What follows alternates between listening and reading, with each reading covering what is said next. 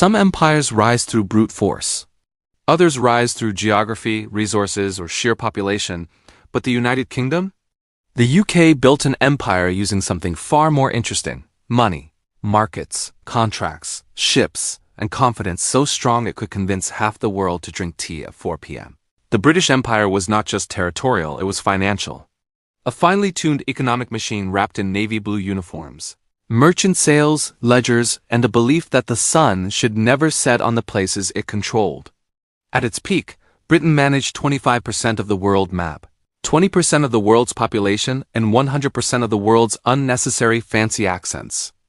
But behind every king, queen, war, and ship was an economic engine, one built on trade, maritime power, banking innovation, industrial transformation, and an obsession with turning anything into a business. If something could be measured, taxed, insured, shipped, financed, or traded, you can guarantee someone in London tried it first. Welcome to Sethtra Civilizations, where we explore nations not through politics or headlines, but through the forces that truly shape them: their money, their mindset, their industries, and their patterns of power. And today, we dive into the United Kingdom, an island that somehow built the largest empire in human history, reshaped global capitalism, launched the Industrial Revolution, dominated the seas, mastered finance, and influenced every modern economy on Earth. But the UK's story is not a simple tale of glory. It is complex, layered, brilliant, flawed, controversial, and fascinating. A story of booming markets and moral failures. Innovation and exploitation, prosperity and inequality, immigration and identity, colonial expansion and post-colonial reflection. A story that begins with small islands in the North Atlantic and ends with global systems that still shape the 21st century. Before the US dollar ruled international trade, the British pound did. Before Wall Street became finance's beating heart, London wrote the rules.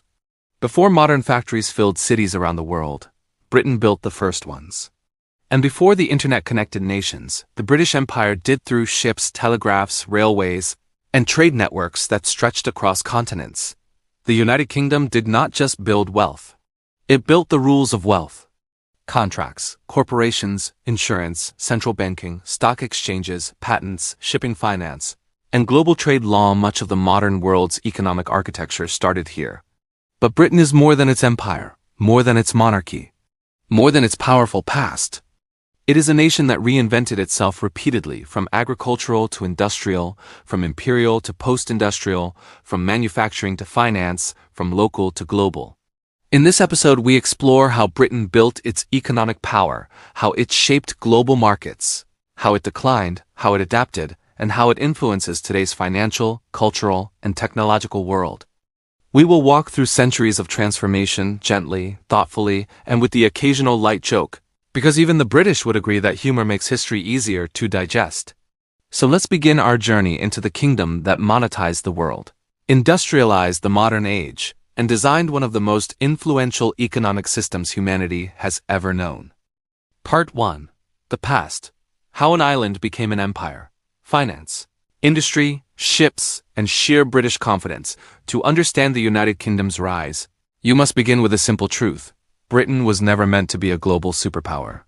It had no huge population, no vast landmass, no rich natural resources, and weather so gloomy it naturally encouraged indoor thinking, which might explain why the British ended up inventing so many institutions. But Britain had one advantage no other civilization mastered so early. It turned rules, markets, and money into power long before the world realized such a thing was even possible. In the beginning, Britain was a collection of tribes, kingdoms, and people who spent centuries negotiating with each other, sometimes with diplomacy, sometimes with swords, and sometimes with long stares of disappointment that would become a national facial expression. The Romans came, built roads, introduced cities, and then left because the weather refused to cooperate. Anglo-Saxons arrived, Vikings raided, Normans conquered. Kings rose and fell, but through all the chaos, one seed was planted: the idea of central authority and organized law. This gave birth to something revolutionary for the time: property rights, contracts, and a legal system stable enough for trade. While other civilizations relied on royal moods or warrior instincts, Britain began relying on written laws, something Businesses would later adore more than tea. But the real turning point came when the UK embraced the sea. Being an island is an inconvenience for armies, but a blessing for merchants. Britain understood early that ships were not just wooden machines. They were currency machines. If a ship left with wool and returned with spices, silver, tea, porcelain, cotton, tobacco, and sugar, the kingdom instantly became wealthier, and so Britain built ships. Then bigger ships. Then faster ships.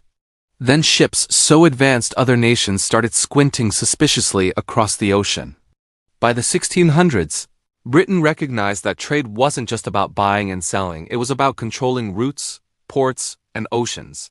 This led to the rise of legendary institutions like the British East India Company, a corporation so powerful it had its own army, navy, laws, diplomats, and occasionally a stronger foreign policy than the British government itself. Modern corporations dream of influence, but they never reach the level of "we own half of Asia" influence. Behind these ships and companies was another secret weapon: London's growing financial system. When Britain couldn't afford a war, it borrowed. When it needed ships, it created marine insurance. When merchants wanted to reduce risk, it invented stock markets. When the crown needed money fast, it created the Bank of England, which became the world's first modern central bank. While France built grand palaces, Britain built financial tools. While Spain hunted gold, Britain created paper wealth. While empires fought for territory, Britain fought for trade routes and contracts. The United Kingdom didn't conquer the world through force alone, it monetized the world. Then came the Industrial Revolution, the moment Britain unlocked the cheat code of human progress. Factories rose from the ground, steam engines powered cities, railroads stitched the island together, machines multiplied productivity, and coal became the empire's black gold. Britain was no longer just a trading empire, it became a manufacturing superpower, turning raw materials into global commodities. From iron to textiles, shipbuilding to machinery, Britain industrialized so quickly that other nations stared in confusion, wondering if the British had discovered magic. Cities like Manchester, Birmingham, Liverpool, and London became economic volcanoes erupting with factories, workers, and innovation.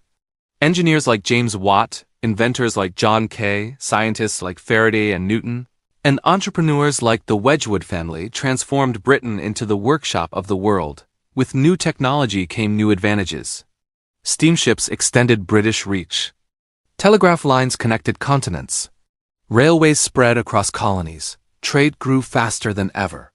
And in the background, the British pound became the world's trusted currency, the backbone of global commerce. By the 1800s, the United Kingdom had created the largest empire in human history. Over 70 countries were influenced, controlled, or shaped by British governance. From India to Egypt, Nigeria to South Africa, Australia to Canada, Hong Kong to Singapore, the British flag flew over regions that would define global politics for centuries. Some of this expansion brought development, law, infrastructure, and education. Some brought exploitation, inequality, and deep wounds. The empire's legacy is as complex and layered as history itself. But whether admired or criticized, one truth is undeniable. No nation in history shaped global money, markets, and modern institutions more than the United Kingdom. And yet no empire lasts forever. After 2 world wars, the British Empire dissolved. Economies changed. Colonies gained independence. The global center of power shifted. But Britain did something remarkable, it adapted. While other collapsed empires vanished into history books, Britain reinvented itself again.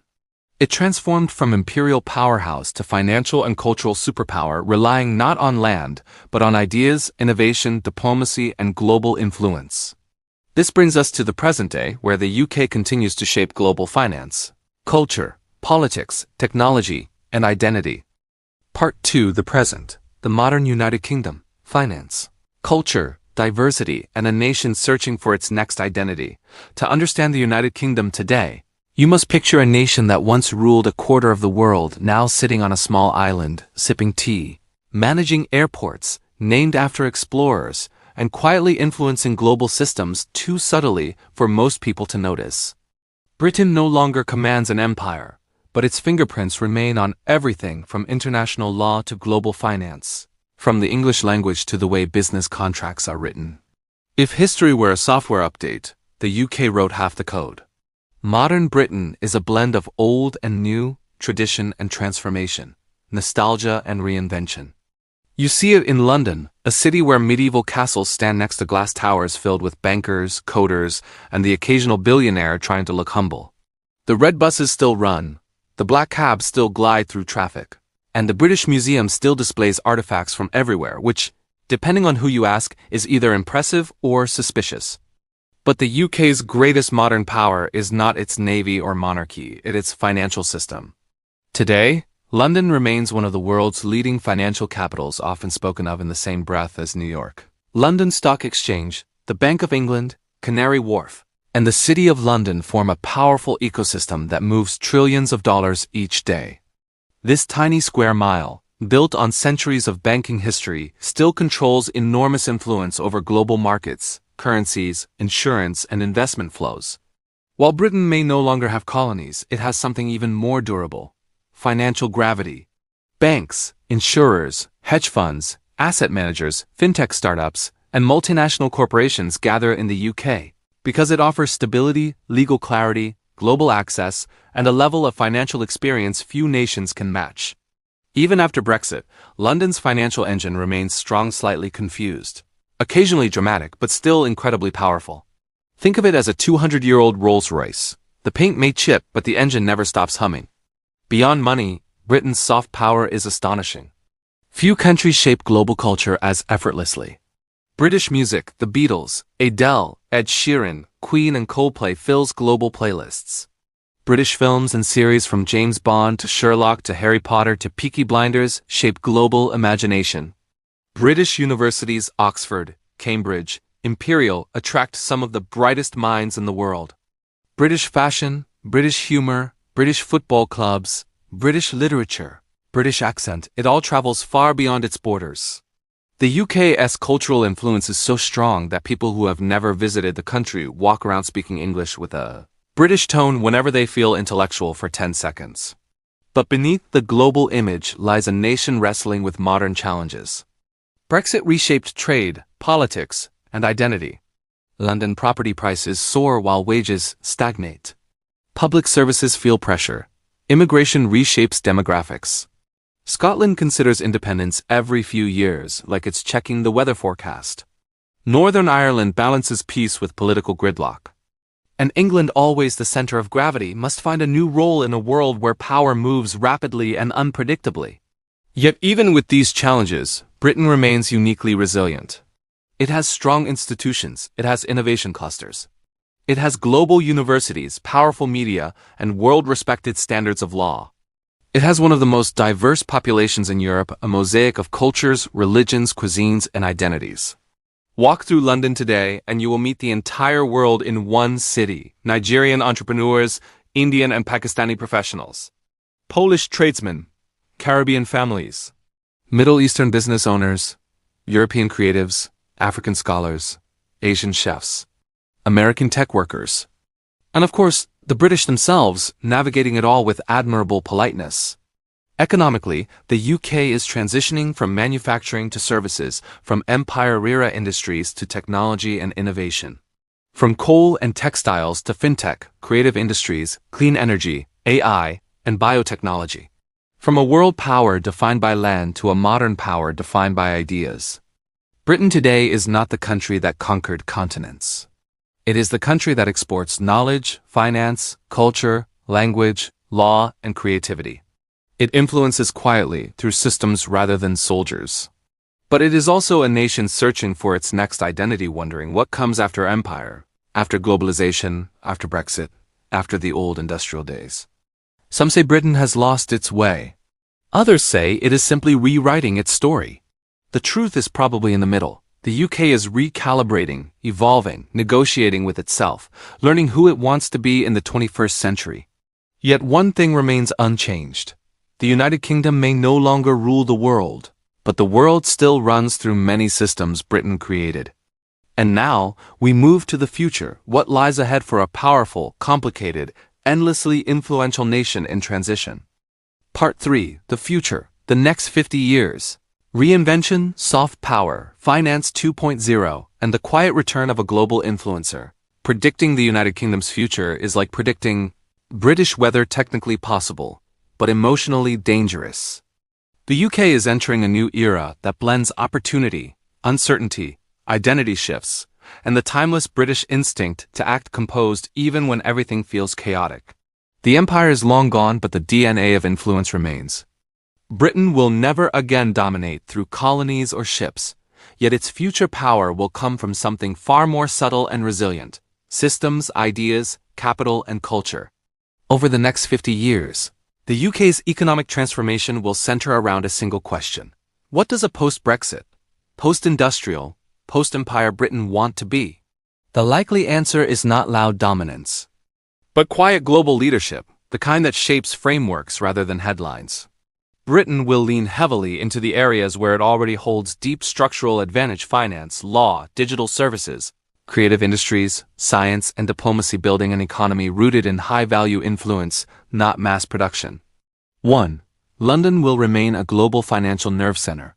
Even with competition from New York, Singapore, and Hong Kong, the UK's financial engine is too deeply embedded in global networks to lose relevance. London has century-tested financial stability, world-class legal infrastructure, globally recognized contracts and banking norms, deep liquidity and investor confidence, fintech clusters that attract top global talent. As the world moves into Web3, digital currencies, AI-driven finance, and global tax harmonization, expect London to position itself as the referee of emerging financial ecosystems. A nation that invented the modern stock exchange will not simply step aside during the next phase of financial evolution. 2. Science and technology will drive the next wealth creation cycle. The UK already leads Europe in startup funding, biotech research, genomics, and AI ethics frameworks. Cambridge and Oxford are no longer just academic symbols, they are megalabs turning ideas into billion-dollar industries. The future UK economy will expand through AI governance and digital rights, clean energy innovation, biotech and pharmaceuticals, quantum computing, fintech and regtech, cybersecurity, robotics for eldercare. If Japan leads physical automation, Britain will lead legal, ethical, and policy infrastructure for emerging technologies, a quieter but equally powerful role. 3. British soft power will strengthen, not decline. Culture is one of the UK's strongest exports. Over the next decades, expect global influence through film and streaming, BBC, Netflix partnerships, Pinewood fashion and luxury design, world popular music, football clubs as global brands. Celebrity education, Oxford and Cambridge continue to attract elites. Literature, theater, comedy, the UK might not have the largest armies, but it has armies of cultural icons, each shaping global taste without anyone calling it colonization anymore. 4. Cities will redefine Britain, not the other way around. London will remain the economic center, but other cities, Manchester, Edinburgh, Birmingham, Glasgow, Bristol, will become innovation hubs as the government attempts to decentralize growth. The UK's future won't be built on giant factories, but on digital hubs, green cities, creative districts, startup ecosystems, university-led innovation belts. Urban reinvention will be one of the most important national projects. 5. Diplomacy will become Britain's silent weapon again. The UK, freed from EU obligations, will rebuild global networks through trade agreements, security alliances, cultural diplomacy, and financial incentives. Britain understands something many nations forget: influence is cheaper than war and more durable than politics. Expect the UK to position itself as a mediator, negotiator, legal framework architect, soft power superconnector. It won't try to outmuscle giants, it will outnegotiate them. 6.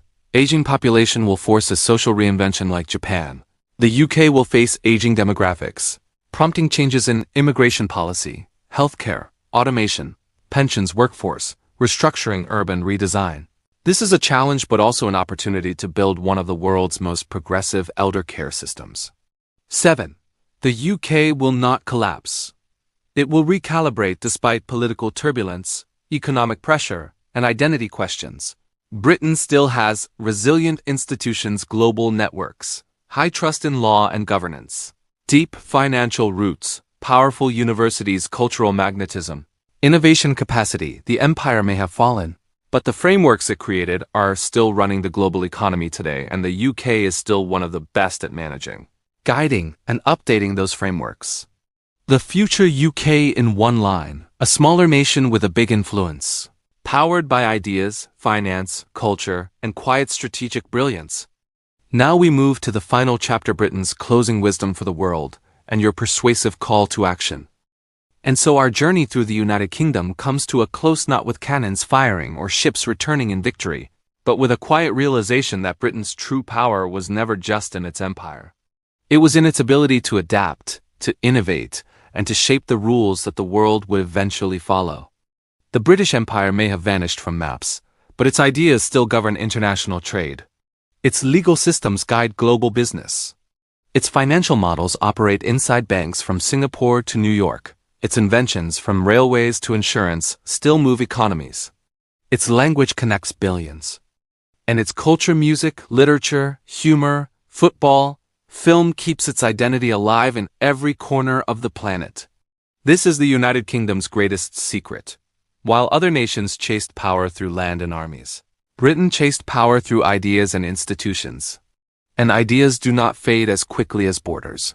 Britain is not perfect. It carries heavy chapters of colonialism and conflict. It struggles with identity, inequality, politics, and change. It debates its future constantly, sometimes loudly, sometimes politely, sometimes with arguments that feel like heated tea conversations. But beneath the noise is a country with enduring strengths, resilient institutions, world-class education, stable governance, global networks, financial expertise unmatched, cultural influence, and a deep-rooted belief that society improves through evolution, not revolution. The UK's future won't be about dominating continents, it will be about shaping frameworks. Not leading with might, but with mind. Not demanding attention, but earning respect through competence and creativity. And as we close this episode, remember, every nation has a lesson. Japan teaches discipline. China teaches endurance.